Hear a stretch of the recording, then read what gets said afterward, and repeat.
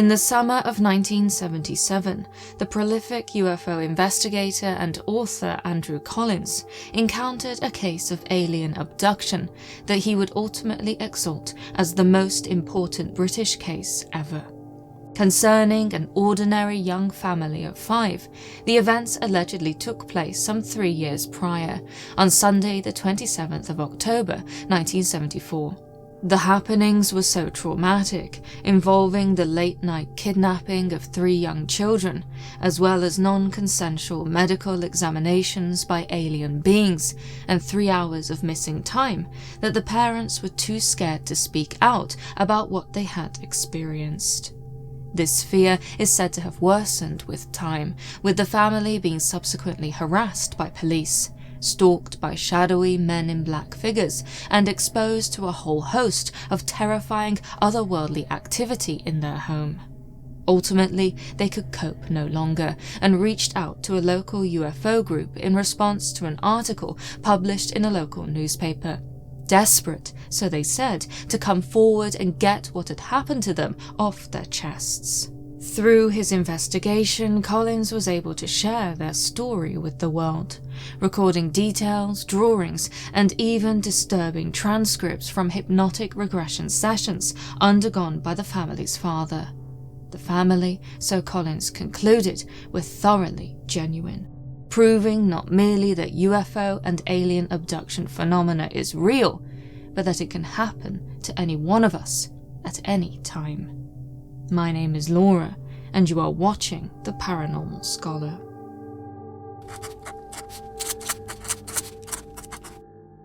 It was almost 10 o'clock at night, and the Avis family were on their way home after visiting mother Elaine's parents. Described as a very normal, simple, and warm East London family, they lived in a semi-detached house in Aveley, Essex. A mere 15 miles from the bustling city of London, the area was sporadically rural and remains suitably so today. As such, on their drive home from nearby Harold Hill, they passed through patches of open countryside. Their route was usual, south from Hornchurch and along Hackton Lane, a journey of about 9 miles which ought to have taken them 20 minutes. For indeed, Father John intended to watch a play on the television that night. Setting off at 10 to 10 provided him with ample time to get home in time. And yet, unlike so many other occasions, the journey back to Aveley would not go as planned that night. Listening to the car radio, parents in the front, 2 of the children, Karen and Stuart, asleep in the back, and eldest boy Kevin awake and looking out of the window, the family are said to have noticed something strange in the sky above the houses which lined the road. It was a pale blue, iridescent light, shaped like an oval around 500 yards away. Described by the family as being akin to a bright star, it appeared to be following them, travelling in the same direction as the car, but stopping and starting as it moved. At first, the family assumed they were looking at a helicopter, and yet the longer it seemed to follow them, being obscured momentarily as they drove through a small area of woodland, it was clear that they were witnessing something unusual. Eerily, there was no other traffic on the road, and so driving through open, dark countryside, the only light that the family could see was this peculiar object. When the road turned sharply to the left, becoming Park Farm Road, the light turned also, changing its course, so it seemed, so as to continue following the car. After about half a mile, it appeared to adjust itself once again, putting it on a direct collision course with the road and the Avis family. As they approached a block of 4 terraced houses, the light disappeared from view behind thick bushes. Now on Aveley Road, it was at this moment that John and Elaine were consumed by the feeling that something was terribly wrong. Entering a bend at 30 miles per hour, the air around them is said to have changed. Sound faltered, with neither the engine nor the tires of the car being audible. The only sound was that of the radio. That too, however, ultimately disappeared, as ahead of them on the road, just as they came through the bend, they were confronted by a wall of green mist. Dense, some 8 to 9 feet high, it covered the road in front of them. The radio cut out, crackling and smoking, causing John to let go of the steering wheel and pull out the wires. With that, the lights in the car died also, and the engine faltered. Still travelling at 30 miles per hour, the Avis family was subsequently engulfed by the green fog. And it was not like any other fog that they had ever experienced. Curling around the exterior of the car, the green atmosphere was chillingly cold. Karen and Stuart still asleep in the back, the 3 other occupants struggled to maintain consciousness. Everything was hazy and silent, and there was a tingling sensation that made it difficult to determine anything, even whether or not the car was still moving. Even so, the experience seemed to last no more than a mere second or 2. Then there was a jolt, like a car going over a humpback bridge, and the green fog was gone. The car lights returned, as did engine functionality, meaning that John was able to continue driving his family home. Elaine did, however, for reasons she at the time did not understand, ask, "Is everybody here?" She and John were both very nervous and frightened, but everyone was indeed there. Kevin awake and looking out of the window, and Karen and Stuart in undisturbed slumber. When they arrived home, the sleeping children were carried to bed, and John, exhausted, sat down to watch his television program. It was then that he and his wife realized the incredible. It was 1 a.m. Their 20-minute journey had taken 3 hours. In the months that followed, the Avis family experienced incredible changes. Their personal relationship with food and drink altered, with all members of the family bar the youngest, Stuart, switching to a vegetarian diet. Meat, once eaten in abundance, now provoked not merely nausea, but physical illness in the Avises, with the parents especially also acquiring suddenly and previously out of character strong views regarding humanity's destruction of the planet and plentiful slaughter of animals. Alcohol was likewise eschewed. In addition, John, previously a heavy smoker, happily smoking some 60 to 70 cigarettes a day, completely and suddenly abandoned the habit after the experience. By Christmas, he suffered a nervous breakdown, with him being forced to quit his job and remain out of the workforce until the following September. And so whatever had happened that night in October, specifically during those missing 3 hours, affected the Avis family at a fundamental level. Their world was turned upside down. Not merely that, external forces seemed to be having an impact. The family claimed that they were regularly followed by cars with tinted windows. In particular, they noted that the same 3 cars followed them well into the summer of next year. They were also, so they later claimed, stalked by men in black type figures, even describing how on one occasion 2 sat in a parked car opposite their house from 9 p.m. until 1 a.m. Ultimately, John was forced to phone the police to get rid of them, with the officer who arrived also acting suspiciously, turning up on their doorstep, so the family claimed, too quickly and without proper ID. This person supposedly drove away with the other 2 oddly behaving men. Such stalking is said to have continued, with the family's telephone ringing on multiple occasions without there being anyone on the other end, or, in the worst case, only the sinister sound of heavy breathing. This seeming campaign of harassment culminated in John, when out and about in his car, being persistently stopped by men claiming to be police officers.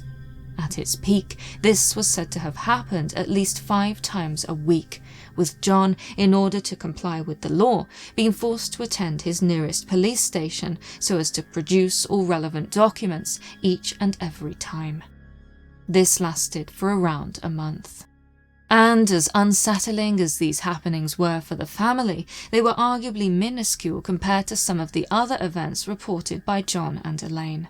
At home, doors closed to the outside world, they were disturbed by bizarre noises and what can only be described as eerie poltergeist-like activity.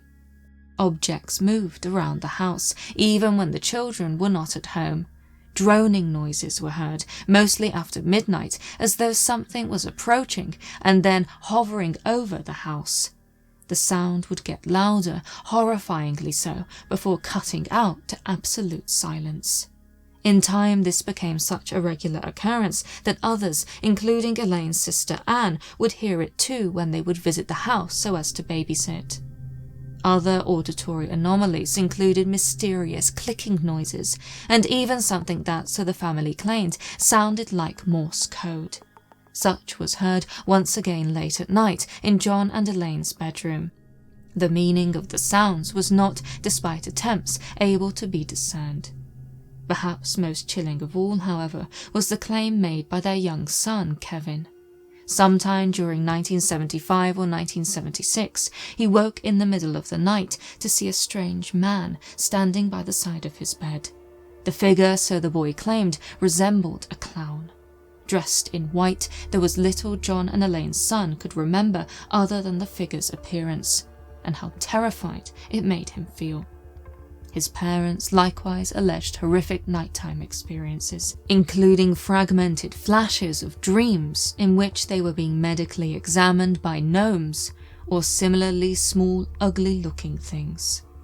And so, by the time researcher and author Andrew Collins became involved in the case in 1977, the Avis family were exhausted by their experience and its aftermath. Encouraged to reach out after reading an article on UFOs in their local newspaper, they also wanted to get what had happened to them off their chests and, if at all possible, understand it better. Collins and fellow UFO researcher Barry King arranged to meet with John and Elaine on the 15th of August 1977. The first step, so Collins explained in the article he published the following year, was to establish the facts of the case via interviews. This achieved, he also set about proving some of the details of John and Elaine's story, such as the length of time that their October night journey ought to have taken, as well as the time that the television program they returned home expecting to watch was broadcast. He also tested their pre-existing knowledge of UFOs and famous abduction cases, including the arguably similar 1961 Betty and Barney Hill incident. Aside from basic general knowledge of extraterrestrial phenomena gathered through one or two television programs that they had seen, the couple knew little. In Collins' words, it seemed that their knowledge of the subject was very limited. And so, suitably impressed as to the genuineness of their claims, the researcher then suggested that the couple undergo hypnotic regression. This, after all, may be the way to unlock the secrets as to their missing 3 hours. And yet, the Avises, Elaine especially, were reluctant. As terrible as their experiences, both original and ongoing, had been, they were fearful as to where hypnotic regression could lead. Even so, John ultimately agreed. After all, the trauma of that night was still haunting him and his family. The nightmares, for example, of gnomish creatures and medical experimentations were not going away. The Avises had to find out what had happened to them during those lost 3 hours. And so it was on the 25th of September 1977 that John, along with Andrew Collins, Barry King, and a couple of other researchers, met with Dr. Leonard Wilder, a dental surgeon who had, for the past 20 years, used hypnotism to conduct research into reincarnation. The first session did not result in regression. John was said to have been very worried, almost cancelling the appointment at the last minute, and so the doctor instead focused on putting his mind at ease and performing what are described by Collins as basic arm levitation exercises in order to assess his suitability and sensitivity towards hypnotism. It was concluded that John was indeed a very good subject, meaning that a second session was arranged for the following Sunday. It was on this day that some of the most shocking and sensational details about the Avis family's experiences were revealed. Again joined by Andrew Collins and other researchers, John was put into a state of hypnosis by Dr. Wilder. Regressed back through his childhood, stopping at the ages of 13, 11, 5 and then 3, John's voice is said to have changed each time, sounding more and more childlike. Happy with this response, Dr. Wilder then asked to hypnotize John to recall the night that he and his family drove home to Aveley. He first asked him to talk about the light that had followed their car. It was low, John is recorded as having said, bright and not one colour.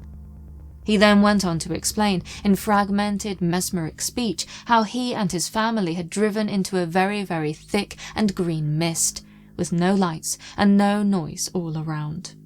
Prompted by the doctor to describe what happened next, a hypnotized John is claimed to have said, "into a big room." There, he explained, he was separated from his children. "Not to worry," John mumbled, hypnotized. That is what the beings had told him and Elaine. What followed next, revealed through this second hypnotic regression session, is nothing short of terrifying.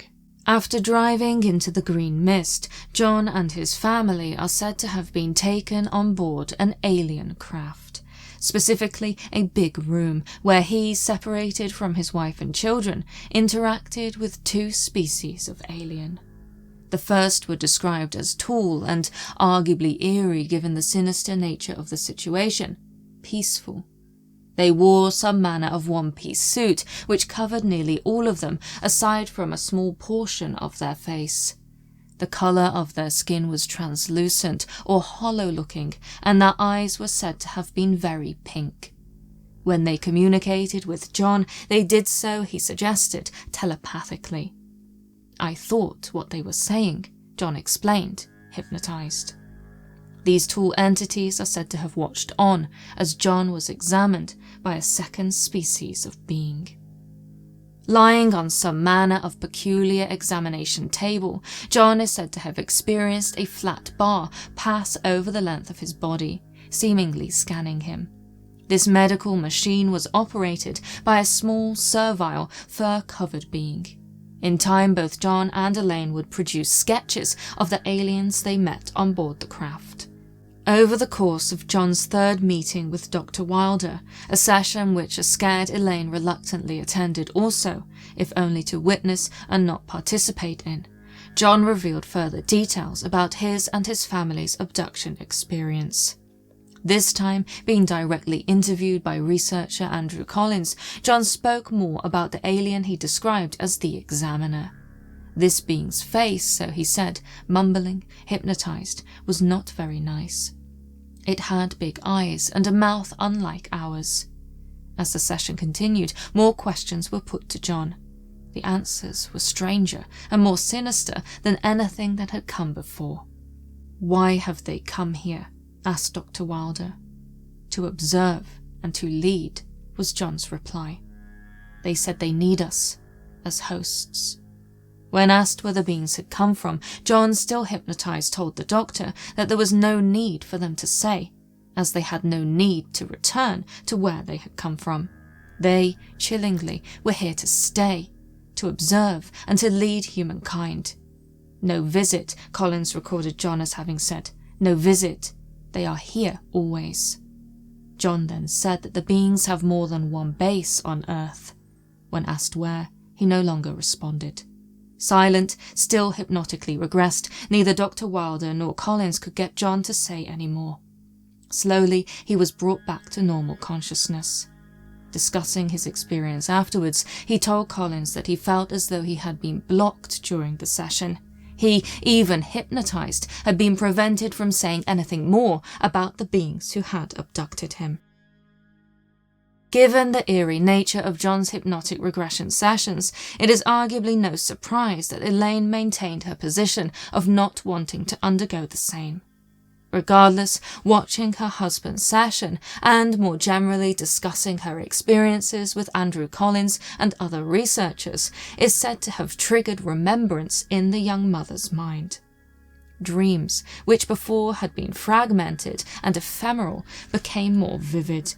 With both Elaine and John, the more that they explored their experiences, able to share additional information with Collins. As Collins wrote in his 1978 article, the hypnosis sessions were valuable in that they began the process of unburdening the witnesses' subconscious memories, allowing for their conscious memory to return to them. Not only that, they, so Collins explained, militate against the idea that the Avis family got their heads together to perpetrate an almighty hoax. After all, John's sessions, carefully transcribed for publication in journals at the time, were overseen by medical professionals, and as such were widely considered remarkably genuine. With this in mind, the additional details provided by the Avis family can be said to elevate this case once more, truly justifying the opening claim made by Andrew Collins of the Aveley Abduction representing one of the most important British cases ever. Certainly, both John and Elaine were able to, independently of one another, describe and even draw the beings that had abducted them. Extraordinarily, there can be said to be a high level of similarity between husband and wife. Not only that, their experiences whilst on board the alleged alien craft can be said to be very much the same. Separated from their children, John and Elaine were then separated from each other, each being led away by a tall, suited leader figure through a hole in the wall which was made to appear by the being. Beyond the hole was a room. This space, big, grey and oval, was where, for both John and Elaine, the examination took place. Lying, and in Elaine's case strapped to an examination table, the small third examiner entity is said to have operated various scanner-like instruments, watched always by the tall beings. John, in one of his many interviews with Andrew Collins, claimed that he felt a warm tingling sensation in the region the scan was immediately covering. There was also a pen-like apparatus, which the examiner used on all parts of the couple's bodies, with Elaine reporting that the being paid particular attention to her left side, around the region of her kidney. She did not know why. Regardless, she was very frightened and struggled against her straps. At this point, she told of how one of the tall entities advised her that they couldn't do anything with her while she was like that, and then proceeded to place his middle finger on her forehead and his two outer fingers on the outside of her eyes, causing her to black out. Horrifyingly, this was not the only time that the couple reported being made to black out or have their consciousness altered in some way by the tall suited beings. John, for example, upon being brought into the examination room through the magically appearing hole, is said to have blacked out after one of the tall entities touched his left shoulder. Then, later on in the abduction, when Elaine, still distressed at having been forcibly separated from her children, refused to consume food that the entities offered to her, food which she suspected may have been drugged, she was exposed to some manner of mind control. One of the beings, concerned by her distress, offered to play her some music. Bizarrely, the being then used their mind and their hands, twiddling their fingers slowly so as to create a soothing sound, similar to a high-pitched harp. Upon hearing it, Elaine felt herself slowly relax, even as her mind raced for her children. Sensing her continuing concern, the being is reported as having said to her, "Your children are safe. You value your children. We do not reproduce. We do not have children. We reproduce through you. You are our children." Undoubtedly, such a statement is terrifying, especially when considered in relation to some of the other details reported by John and Elaine. The fixation on examining their physical bodies, and even the fact that at some point during the abduction, presumably one of the many times the couple were unconscious, the beings are claimed to have undressed them, changing them into one-piece suits similar to those which the tall beings themselves wore. And, of course, the eerie statement revealed during John's second hypnotic session: "They need us as hosts." As the abduction progressed, the initial medical examination over, John and Elaine claimed to have been given a tour of the alien craft, with both of them being instructed to lie down and watch a screen. This screen, so they both reported, displayed a series of rapid images, of maps and pictures and diagrams, too rapid for either John or Elaine to properly remember. Each image was, so John explained, accompanied verbally, with a voice inside his mind providing a complete explanation for each. When he expressed to the tall being who was with him that the images were moving too fast for him to remember, he was told, once again, not to worry. It is all being remembered by your mind, the entity is said to have communicated to him. For Elaine, she too struggled to recall any of what she had been shown, telling Andrew Collins that the experience was akin to having the contents of an encyclopedia pumped into one's head all in one go. Something that both John and Elaine did remember, however, was being shown some manner of advanced hologram. It was a planet, specifically, so they alleged to have been told, the planet of the beings in its last years. Ruined by pollution and other natural problems, the beings explained that it had been lost, along with 2 of their suns and 1 of their moons, through misuse. In Elaine's testimony, she recalled being told, "This is where we come from," and then, "This is the seed of life, our past and your future, our whole existence." Oddly, John also reported, something which he was told by the beings, that in addition to how they travelled to Earth to use humans as hosts, that they are us. Describing how the beings came to Earth, John explained that they were able to travel very fast, almost instantaneous. This, so he was told, was achieved by using some sort of activator that was able to convert particles and manipulate gravitational forces that thus moved the craft. As for navigating Earth's atmosphere, the ship is said to have utilized something called magnetic drive, once again suggesting particle manipulation. Ultimately, the abduction ended with John and Elaine being returned to their car and their children. While the 2 youngest, Karen and Stuart, appeared to have remained asleep on the back seat of the vehicle for the entire length of the experience, their eldest son, Kevin, who had been awake at the point of driving into the mysterious green mist, had seemingly been taken elsewhere on the craft to have his own abduction experience. 10 years old at the time, his parents understandably did not want him to undergo hypnotic regression, and indeed did not even allow Andrew Collins to talk all that much with him. "I have only been allowed to speak to Kevin twice concerning the incident," the researcher wrote in his article.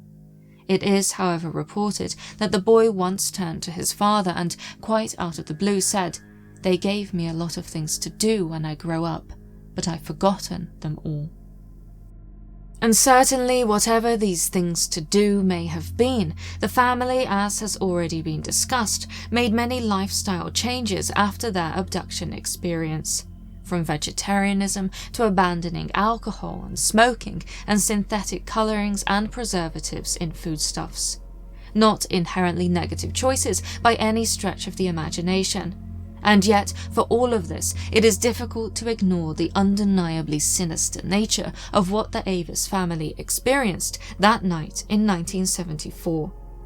After all, this is by no means the only instance of alien abduction that sees supposed abductees be exposed to what can only be described as environmentalist propaganda.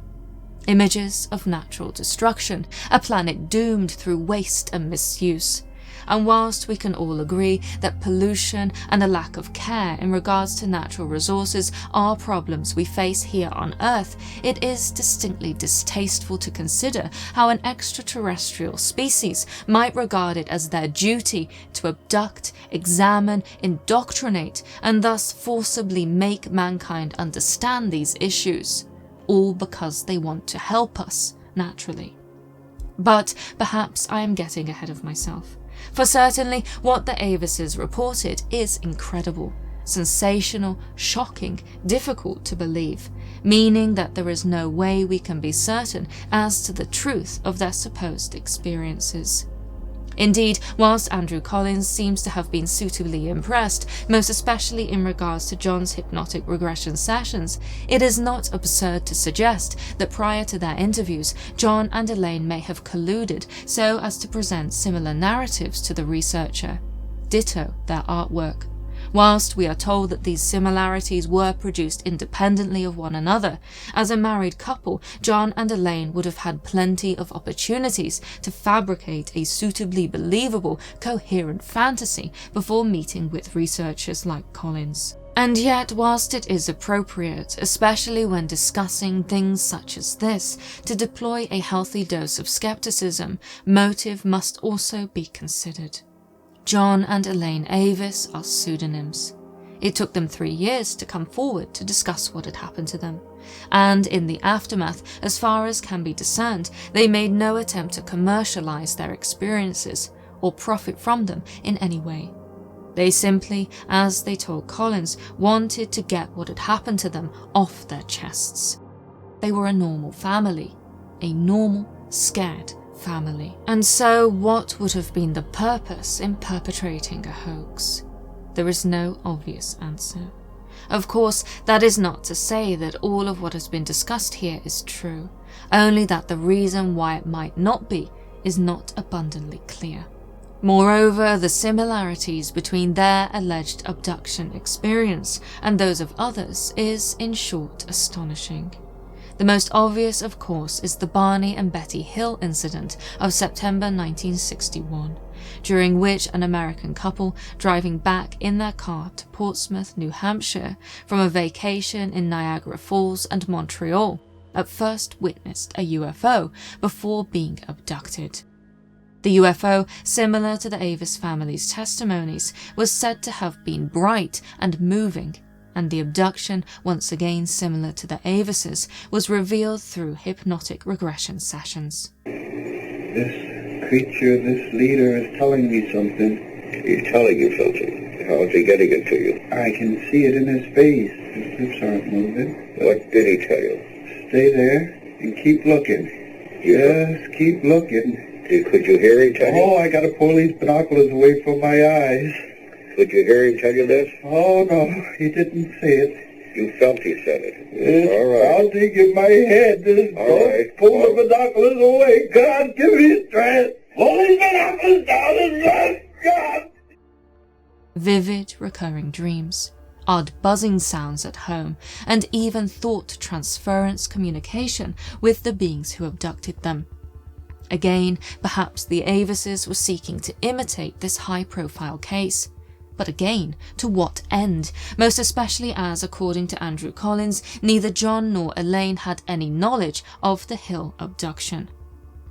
Another case of note in the Aveley abduction is that of the Green Man of Ickley Moor. Taking place in December 1987, this story alleges an encounter with a small green being by a former police officer in open countryside in Yorkshire, England. The man is said to have been subsequently abducted, something which was only revealed under hypnosis after he was, like the Avis family, pursued by mysterious men in black. During his abduction, he, again similar to the Avises, was shown some manner of distressing film whilst on board an alien craft. Similar in theme to that which John and Elaine reported, the film supposedly contained lots of scenes of destruction, including starving people and waste going into rivers. The man is also reported to have been shown a second film by his abductors. However, when asked under hypnosis what the second film contained, he simply replied, "I'm not supposed to tell anyone about the other film. It's not for them to know." Just as in John's experience, the beings, so it seemed, were able to influence and restrict the mind of someone they had abducted, even whilst in a hypnotically regressed state. Ultimately, like John and Elaine before him, this abductee chose to remain anonymous. He was not interested in fame and fortune, only in sharing an incredible and terrifying thing that had happened to him. And so, if one is to consider that these experiences have even a kernel of truth in them, you must forgive me for not buying the alleged aliens' story about them being here to help us. Time and time again, abduction experiences prove the opposite. Abductees, even if they claim to be privileged by what they have seen, are left traumatized, even making changes to their lifestyles, with environmentalism being the most popular. Indeed, those who have worked with alleged abductees in the capacity as therapists have been reporting this trend for decades, with it not unusual for abductees to uproot their lives in the aftermath of an experience, quite literally, in some cases, running off into the wilderness to start afresh as park rangers or environmental activists. Of course, as has been said, this may not be inherently unhealthy, but, all things considered, does make one wonder as to the true motives of these sinister, seemingly mind-controlling, shape-shifting, abducting entities. Physically weak, but mentally strong, it may be that by showing humans distressing films of destroyed planets whilst medically examining them and taking away their children, they are attempting to force an outcome that favours them, but ultimately not us. A way to disarm, to erode their enemy before invasion. The precise details are ghastly to consider. Before concluding this case, I want to focus on what may be an overlooked detail in the Aveley abduction. After all, it is easy, no doubt, to get lost in the sensational claims of tall beings and ugly furred examiners and impressive planetary holograms. Such makes it tempting to dismiss it all as nonsense. In this way, it is in the mundanity that we might find a slither of much-needed realism. Describing his abduction experience to Andrew Collins, John said, rather as a throwaway comment, that the craft environment in which he found himself was rather bland. Everything was either colourless or grey. The lighting was low, and the only smell that he could remember was whilst he was being examined. Something akin to ozone, a gas with a distinctly pungent odour. Nothing more was said about this in Collins' report, and arguably why should it have been elaborated upon? Details about the beings and what they were doing to the couple are arguably far more interesting. And yet, the smell of ozone can be said to be the mundane realism that those of us struggling to believe this case and wider abduction phenomenon may very well need. After all, given the context of the claim that the Avis family were abducted, taken on board an alien vehicle that not only travelled across space at high, almost impossible speed, but was also capable of navigating the Earth's atmosphere at low orbit, a smell akin to ozone is highly relevant. As part of my ongoing research, I have spoken to an anonymous source with a US Air Force background, specifically in regards to space warfare, who claims that an ozone-like smell makes good sense in terms of extraterrestrial craft.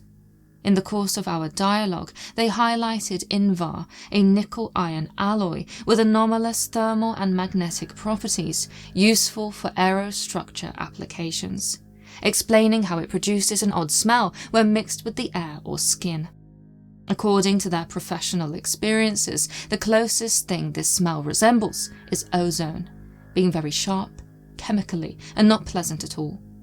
Given the claim made by John and other abductees that these beings are able to travel very fast and in low orbit, it would make sense for their crafts to be constructed of or using materials with high dimensional stability.